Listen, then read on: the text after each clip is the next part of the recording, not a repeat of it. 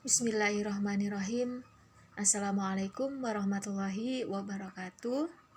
Asyhadu an la ilaha illallah wa asyhadu anna Muhammadar Rasulullah. Rabbi shrah li sadri wa yassir li amri wahlul 'uqdatam min lisani yafqahu qawli. Amma ba'd. Segala puji bagi Allah yang telah memberikan rahmat dan hidayahnya kepada kita semuanya, sehingga hari ini kita dimampukan untuk liqo pekanan kita. Semoga kita semuanya selalu dalam keadaan sehat walafiat dan dalam lindungan Allah. Amin ya rabbal alamin. Baik teman-teman, hari ini saya akan mencoba membacakan atau men-sharing tentang hadis Arba'in ke-10, yaitu tentang memakan rizki yang halal. Hadisnya berbunyi, An Abi Hurairah radhiyallahu anhu qala Rasulullah sallallahu alaihi wasallam, innallaha ta'ala thayyibun la yaqbalu illa thayyiba wa innallaha amaral mu'minina bima amara bihil mursalin. Faqala ta'ala, ya ayyuhar rasulu kulu minat thayyibati wa'malu sholiha. Wa qala ta'ala, ya ayyuhalladzina amanu kulu min thayyibati ma razaqnakum. Thumma dzakara rajulu yutilu safara ash'atha aghbara ya'uddu yadayhi ila sama, ya rabbi ya rab, wa mat'amuhu haramun wa mashrabun haramun wa malbasuhu haramun wa ghudhiya bil harami fa anna yustajabulah. Rawahu Muslim. Yang artinya, dari Abu Hurairah radhiyallahu an berkata, telah bersabda Rasulullah sallallahu alaihi wasallam, sesungguhnya Allah itu baik, tidak menerima sesuatu kecuali yang baik, dan sesungguhnya Allah telah memerintahkan kepada orang-orang mukmin seperti apa yang telah diperintahkan kepada para rasul. Maka Allah telah berfirman, wahai para rasul, makanlah dari segala sesuatu yang baik dan kerjakanlah amal soleh. Dan dia berfirman, wahai orang-orang yang beriman, makanlah dari apa yang baik yang telah kami berikan kepadamu. Kemudian beliau menceritakan kisah seorang laki-laki yang melakukan perjalanan jauh, berambut kusut dan berdebu, menengadahkan kedua tangannya ke langit seraya berdoa, wahai Tuhan, sedangkan makanannya haram, minumannya haram, pakaiannya pun haram, dan dikenyangkan dengan makanan haram. Maka bagaimana orang seperti ini dikabulkan doanya? Hadis riwayat Muslim nomor 1015. Nah, dari hadis ke-10 tersebut penjelasannya seperti ini. Kata thayyib atau baik berkenaan dengan sifat Allah. Maksudnya ialah bersih dari segala kekurangan. Hadis ini merupakan salah satu dasar dan landasan pembinaan hukum Islam. Membelanjakan harta yang haram, makanan, minuman, pakaian, dan sebagainya hendaknya benar-benar yang halal, tanpa bercampur yang subhat. Maksudnya yang subhat, yang belum tentu halal haramnya ya, seperti itu. Orang yang ingin memohon kepada Allah hendaklah memperhatikan persyaratan tersebut pada hadis ini. Hadis ini juga menyatakan bahwa seseorang yang membelanjakan hartanya dalam kebaikan seperti ia telah membersihkan dan menumbuhkan hartanya, makanan yang enak tetapi tidak halal, menjadi malapetaka bagi yang memakannya, dan Allah tidak akan menerima amal kebajikannya. Na'udzubillah min dzalik ya teman-teman. Kemudian Kalimat kemudian beliau menceritakan kisah seorang laki-laki yang melakukan perjalanan jauh, yang berambut kusut dan berdebu. Maksudnya ialah menempuh perjalanan jauh untuk melaksanakan kebaikan seperti haji, jihad, dan perbuatan baik lainnya. Amal kebajikan tersebut tidak akan diterima Allah bila yang bersangkutan makan, minum, dan berpakaian dari hasil yang haram. Lalu bagaimana lagi nasib orang-orang yang berbuat dosa di dunia atau berlaku zalim kepada orang lain atau mengabaikan ibadah dan amal kebaikan kebajikannya? Nah, kalimat menengadahkan kedua tangannya maksudnya berdoa kepada Allah, memohon sesuatu, namun dia tetap berbuat dosa dan melanggar aturan agama. Sedangkan kalimat makanannya haram, maka bagaimana orang seperti ini dikabulkan doanya? Maksudnya bagaimana orang yang perbuatannya semacam itu akan dikabulkan doanya, karena dia bukanlah orang yang layak dikabulkan doanya. Akan tetapi walaupun demikian, boleh saja Allah mengabulkannya sebagai tanda kemurahan, kasih sayang, dan pemberian karunia-Nya. Wallahu a'lam bishawab. Mungkin itu teman-teman. Jadi intinya hadis ini menjelaskan bagaimana cara tentang memakan rizki yang halal, baik cara memperolehnya ataupun wujud dari makanan yang atau rizki yang halal tersebut, seperti itu ya. Nah, ini pelajaran yang dapat diambil ya. Pelajaran yang terdapat dalam hadis ke-10 ada beberapa, di sini disebutkan 10. Yang pertama, dalam hadis ke-10 tersebut terdapat pelajaran akan sucinya Allah Ta'ala dari segala kekurangan dan celah. Sudah pasti ya teman-teman ya, Allah itu maha segalanya gitu.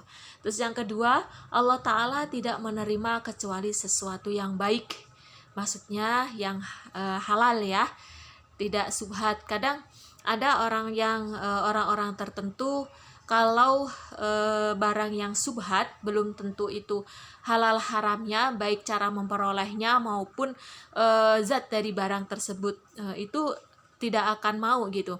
Maka siapa yang bersedekah dengan barang haram tidak akan diterima. Seperti itu. Di sini sudah jelas sekali. Intinya kalau barang itu diperoleh dengan cara yang haram maupun barang secara zatnya itu haram, Allah tidak akan menerima meskipun itu disedekahkan. Wallahu alam ya, itu mah urusan Allah sama orang tersebut. Terus yang ketiga, pelajaran yang diambil, sesuatu yang disebut baik adalah apa yang dinilai baik di sisi Allah Ta'ala.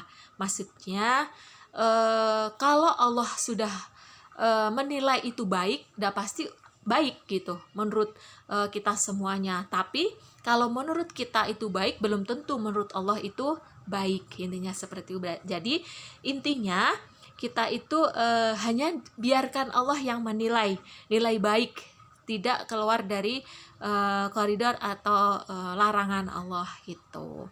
Seperti itu. Terus yang keempat, pelajaran yang dapat diambil dari hadis ke-10, berlarut-larut dalam perbuatan haram akan menghalangi seseorang dari terkabulnya doa. Ini sudah jelas ya teman-teman ya. Jadi sebisa mungkin kita mengurangi dari barang-barang yang haram. Kalaupun saya terutama belum bisa mencegah dari yang subhat tersebut. Kadang kalau lagi perlu gitu ya, lagi perlu gitu, terus itu ada uang kaget atau uang apa, kadang asa gatel gitu ya, kadang gatel masih berupa apa, masih penasaran, masih gatel dan yang lainnya, jadi masih pingin menggunakan dan yang lainnya, tapi sedang mencoba menjauhi dari itu semuanya. Terus next, pelajaran yang keenam yang dapat diambil dari hadis arba'in ke-10, yaitu Makan barang haram dapat merusak amal dan menjadi penghalang diterimanya amal perbuatan. Ini mah sudah pasti ya teman-teman ya. Next, nomor 7. Pelajaran yang ketujuh yaitu anjuran untuk berinfak dari barang yang halal dan larangan untuk berinfak dari sesuatu yang haram. Sudah jelas. Kadang ada istilah apa sih, cuci uang gitu ya, biar tidak kedetek, biar tidak apa itu, kadang ada seperti itu juga tidak dianjurkan gitu ya. Di sini maksudnya dianjurkannya itu memang yang diinfakkan adalah barang yang halal seperti itu, bukan barang yang haram dari korupsi, dari apa yang tidak jelas seperti itu.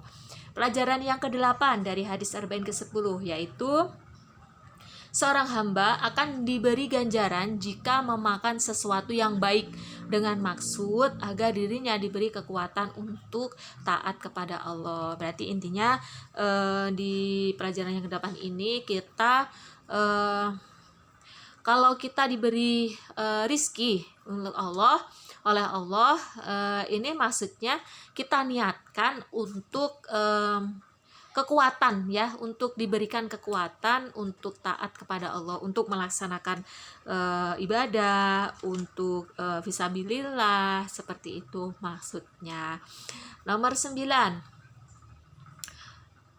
Doa orang yang sedang safar dan yang hatinya sangat mengharap akan terkabul. Nah, ini sudah dijelaskan di awal ya kalau nggak salah, di awal-awal. Jadi doa orang yang safar itu adalah makbul, wallahu alam ya, tapi insya Allah semuanya tergantung niat kita masing-masing lagi. Kalau niat kita karena seseorang, pasti Allah yang antara kita dan Allah yang tahu seperti itu. Tapi kalau memang niat kita mendapat ridho Allah, insya Allah ini akan doa kita ketika kita safar akan terkabul seperti itu. Dan yang pelajaran terakhir dari hadis ke-10 yaitu dalam hadis terdapat sebagian dari sebab-sebab dikabulnya doa, yaitu ada perjalanan jauh, kondisi yang bersahaja dalam pakaian dan penampilan, dalam keadaan kumal dan berdebu, meskipun berarti Allah tidak melihat fisik kita itu. Terus mengangkat kedua tangan ke langit, meratap dalam doa, keinginan kuat dalam permintaan, mengkonsumsi makanan, minuman, dan pakaian yang halal. Itu adalah sebab-sebab dikabulkan doa. Mungkin hanya itu teman-teman yang dapat saya sharing atau bacakan hari ini. Semoga kita semuanya bisa mengambil hikmah dari hadis ke-10 ini, dan semoga kita semuanya minimal bisa bisa menjaga diri dari barang-barang yang haram atau rizki yang haram. Syukur-syukur gitu ya, itu mah tujuan saya bisa jauh, bukan dari memakan rizki yang haram, tetapi bisa minimal bisa mengurangi barang-barang yang subhat. Allahu a'lam bishawab. Semoga kita semuanya bisa dijaga oleh Allah dari barang-barang yang subhat minimal, sehingga kita bisa benar-benar memakan rizki yang halal yang kita berikan kepada tubuh kita masing-masing, khususnya dan umumnya bagi keluarga kita, karena sangat berdampak sekali apa yang kita makan sehingga menjadi darah, dan darah itu akan mengalir ke seluruh tubuh sehingga berefeknya sangat terlihat jelas. Mungkin itu ya teman-teman, wallahu a'lam bishawab. Mohon maaf jika ada salah kata.